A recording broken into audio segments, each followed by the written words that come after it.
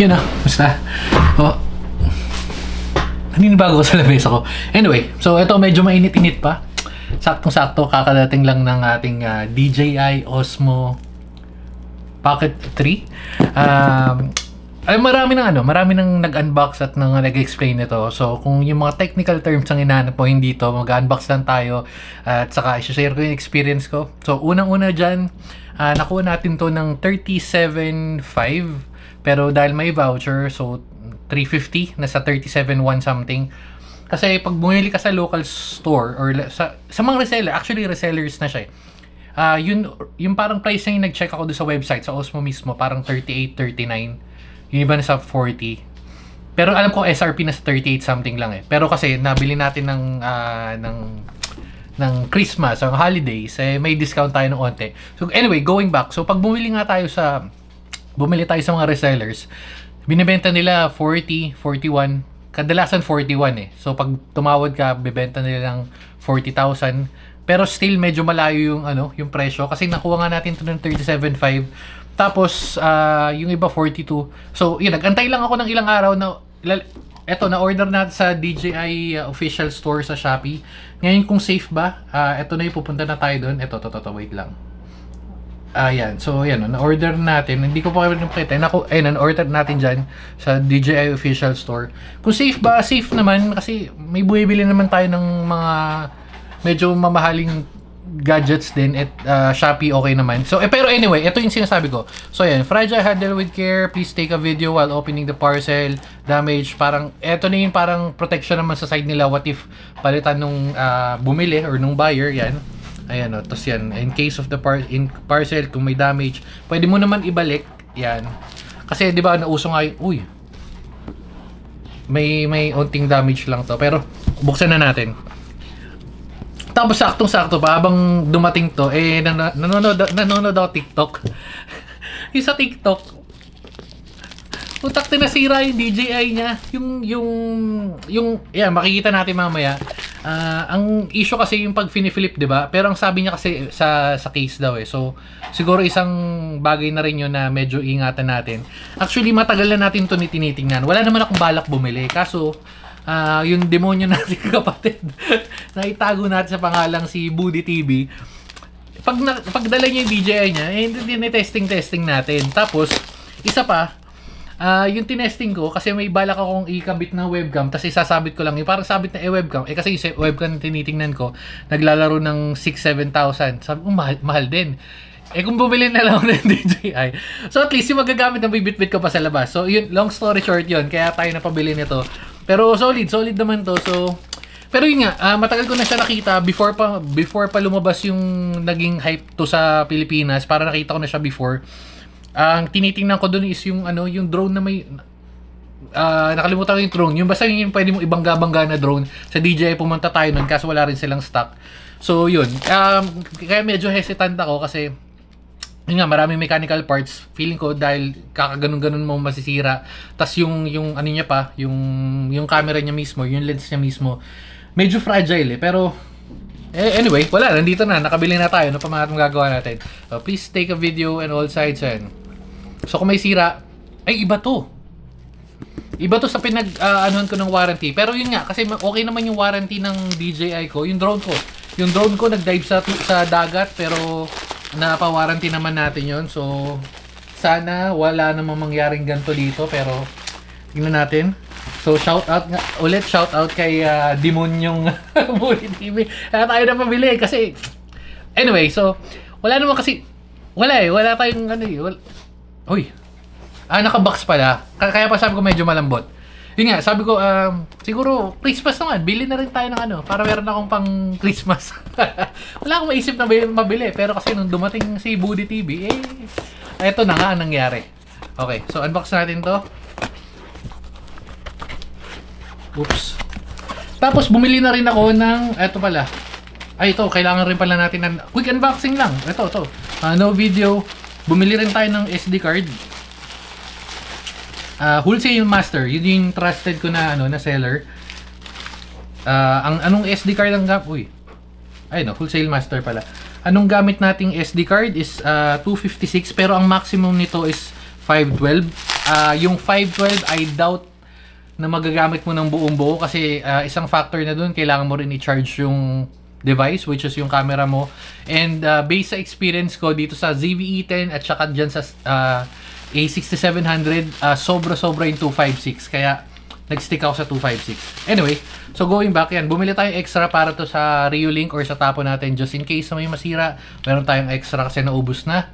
And SanDisk, 256 gig. So, trusted natin yan. All goods, all goods. Okay, so, okay, wala na ba? Wala na. So, balik tayo dito. Quick unboxing lang tayo kasi baka may sira nga yun. So, anyway, so yan. Oops. Ang ganda ng pagkakapackage siya. Ingat naman. Okay. Wala na. Oops. Yan. Wala na. Okay. Alauna, alas 2, alas 3. Oops. Pero itong side lang na to yung may ano. May styro. Oop. Okay. Okay. So, meron na naman siyang ano. Ayan, ang dami niyang reminders na kailangan mo mag-take ng video. Again, for security, para safe ka at safe din yung seller. Kasi syempre, hindi naman natin mapagkakatiwala. Meron talagang mga mandurugas.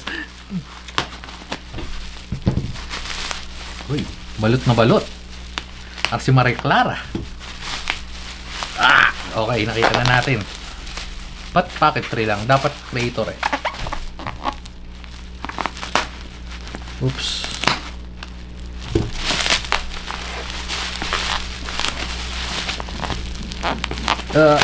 Hindi na lang. Okay. Yan.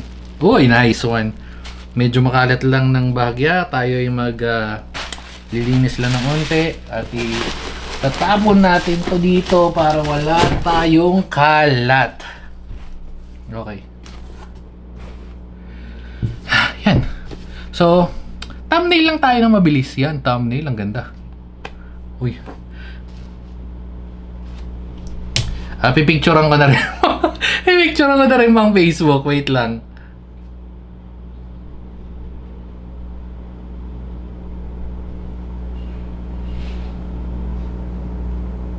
Oops. Medyo tumahimik tayo ng konti pero all goods. Okay, so meron kasing dalawang klase nga nito. Kinuha natin is yung creator combo which is may kasama ng mic. Kailangan mo ba ng creator combo? Personally, kung gagamitin mo lang yung normal naman na video lang at hindi ka naman medyo magpupunta sa mataong lugar, actually hindi mo na kailangan. Kasi sa akin, based on sa experience na rin sa camera ang ginagamit natin sa GoPro and all, based sa experience, hindi mo naman talaga, actually nakakatamad pa nga i-set up. So isa na yun, nakakatamad i-set up. Kakabit mo ganito, i-charge mo to, alam mo yun, medyo hassle. So most of the time hindi ko ginagamit, pero kasi nung sa Korea at saka yung pagka yung talagang magbablog ka, yan, sige. Pero kung normal na video lang, yung single, yung basta hindi yung creator combo, parang less than 8 to 10,000 yun. All goods na yun. Okay, so anyway, so open na natin. Clear naman, secured naman, ayan Osmo Pocket 3 min. So dumating din tayo sa point na bumili rin tayo nito. Actually pwede naman tayong bumili sa ibang bansa, pero kasi unang issue doon is yung warranty. And yung warranty binibase ko to do sa sa experience ko do sa drone. Magkaiba yung warranty ng Pilipinas sa ibang bansa. So kaya dito na tayo bumili. So mas alam mo yun, hindi naman natin wini-wish, pero just in case na may mangyaring sa gadget mo, meron tayong babalikan na pwede natin ipaayos yung or ipa-repair. Ayun lang pala, yun. ASMR pala to.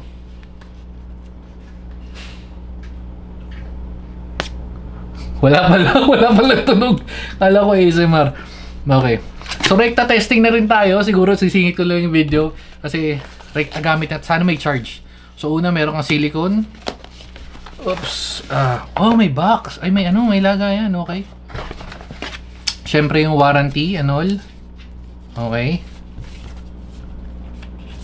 Isang ang tinitingnan ko rin sana yung ano, yung DJI na DJI Osmo 5 Action 5. Okay din yun. Baka di ko alam kung magsi-switch ba ako doon sa Osmo pero sa Action 5. Pero okay naman yung GoPro eh. Pero okay. Ano yun? Meron pa sa dulo. Wala. Check. Oh, kala ko meron pa. Pero ito yata yung case. Hindi ko sure do sa mga napanood ko kasi may mga napanood ako sa TikTok. Yung nga, ginikwento ko kanina. May mga napanood ako na nasira daw yung flip nila. Papakita ko sa inyo yung part na yun. Okay. Ito mukha naman secured eh. Actually, yung bit-bit nga ni, ano yun, ni Buds, eh, mukha naman okay. Pero yan. Yan yun. And then, pupunta na tayo sa mismong unit. Sana may charge. Kasi kung wala, i-charge pa natin. Pero okay lang. Pwede naman tayo mag-charge sa kotse. Pero sana meron na.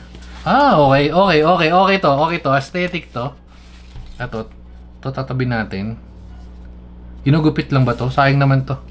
Gupit natin. Lagay natin. Meron akong bag na pinag-iipunan ko ng mga ganito. Lalo na yung mga bag na medyo mamahal. Tinatabi natin ito mga ganito. Wala lang. Mahal eh. Okay. So, yan. Feeling ko kakasya to sa box, sa bag na ginagamit ko. Pero, so open na natin. Yan. Okay. Ooh. Ba't hindi niya binibit-bit to? Mas maganda bit-bitin to. Okay, so una may battery. Ano ba to? Hindi, battery nga. Battery, extended pole. Isa pa to. Open natin para makita natin.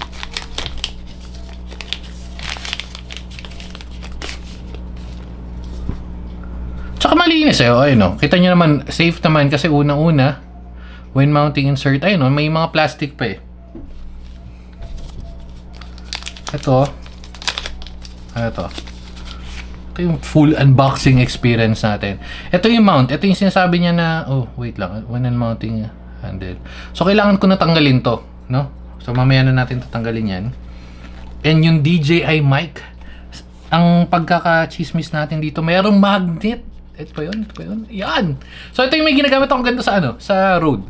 So, pwede to, yung ikakabit mo lang ng ganyan, tapos nasa loob, at least yung, alam mo yun, parang hindi ka masyado conscious na may ano ka. Pero kung gusto mo pakita, yan, no? Nakaganyan yung tsura. Pero cute naman siya, cute size lang, mas maliit siya sa road. So, check natin yung quality niyan. And what else? Okay. So, yung, ito medyo malaki to eh. Ewan ko kung lalagay natin, pero, yan. Tapos yung napakadami na natin ito. Feeling ko ito tatabi na muna natin. USB-C. Tapos ito do not eat. Throw away. So meron tayong silicone gel. Ano to? Tripod. Kompleto! Kaya nga creator combo siya. So yan, meron tayong tripod. Actually may tripod. Ganito. Hindi. Mas flat pala to. Sorry. Ang dami lang sinasabi. Mas flat to kasi makapansin nyo. Ayan o. Yung ano natin parang ganyan lang eh. Sa GoPro. Yung shorty. Yan, okay. And then last, punta na tayo sa main event, which is yung Pocket 3. Oops, ito ASMR na to. Pag di pa to ASMR, ewan ko na lang ha. Hindi rin ASMR. Okay. Ito yung sinasabi ko. Hindi ko pala sinasabi. Ito yung napanood ko na sinasabi nila na madaling masira or nasisira. Yan, ito. Flip na yan. Pag flip natin yung automatic, magta-turn on dapat yung camera. Whoops. Ooh! Ay, si-set up pa. Akala ko tutok-tutok na lang to. Okay, set up na natin. Pakita ko na rin sa inyo. Oh, pinapa-download pa tayo. So, wait lang. Download natin. Activate lang din natin.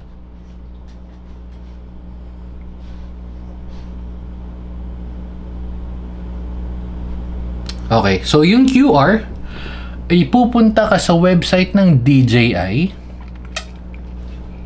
na dapat mapupunta sa App Store. Okay, so get.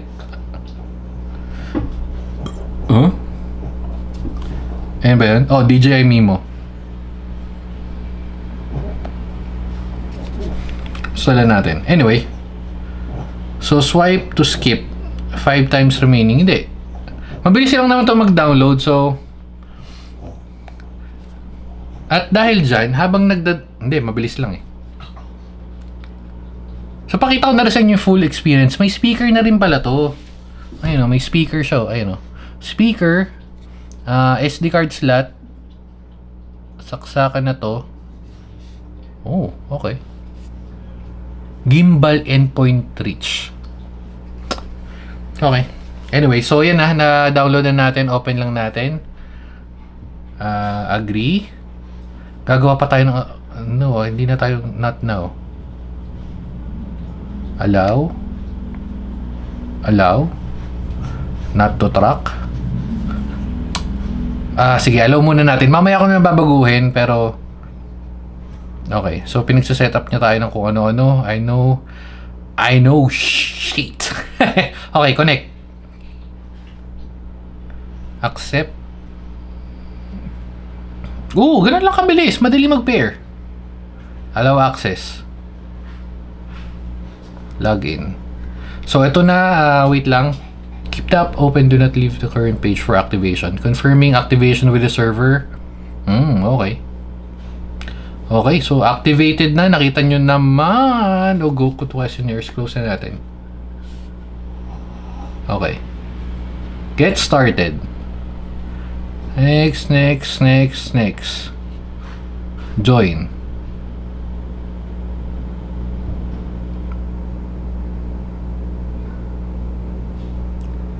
Malamang marami pa tong features pero hindi na natin... oh, shoot. Hindi, mabilis lang to kasi mabilis naman internet natin eh. So, install na natin. Wala akong paglalagyan. Ito pala. Okay. So, done na. Connect.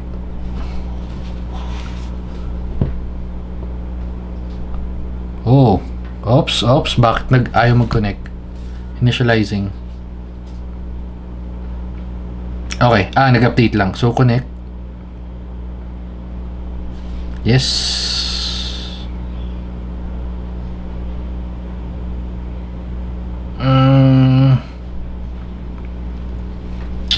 Yes, allow.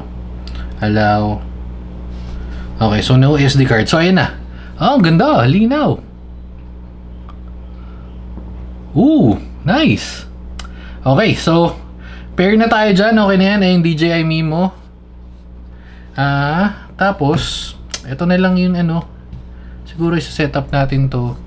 Ano ba to? Ganyan. Sa harap pala to. Tapos yung stand. Ito yung extra battery. Ito para mas okay yung grip. Ito yung sinasabi niya. Mas okay yung grip. So pwede natin tanggalin. Oops. Na ayaw matanggal. Oh man, sira natin. When mounting, insert the handle on without holding the release button. Okay.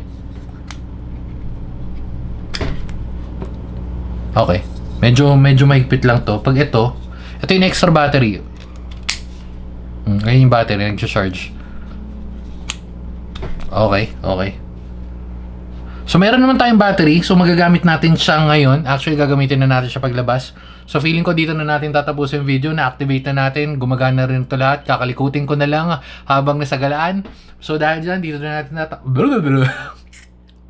natin tatapusin yung video. Bye-bye na, guys. Merry Christmas. Happy New Year. Bye-bye. Babu. Wait lang. Habol ko lang. Baka kasi may magganap din. Hinahanap ko kanina. So, yung clip magnet, kala ko ito yon. Ito pala yung lens. Yung clip magnet, meron dito, ay tong part na to. Hindi mo naman makikita kasi yan pag nakaganyan ka banda. So, yun pala siya, yung clip magnet, nandyan siya. At ito yun, papakita ko sa inyo, alauna, alas 2, alas 3, boom! Ayan yung clip magnet. Okay, all good. So, sige na, babay na ulit.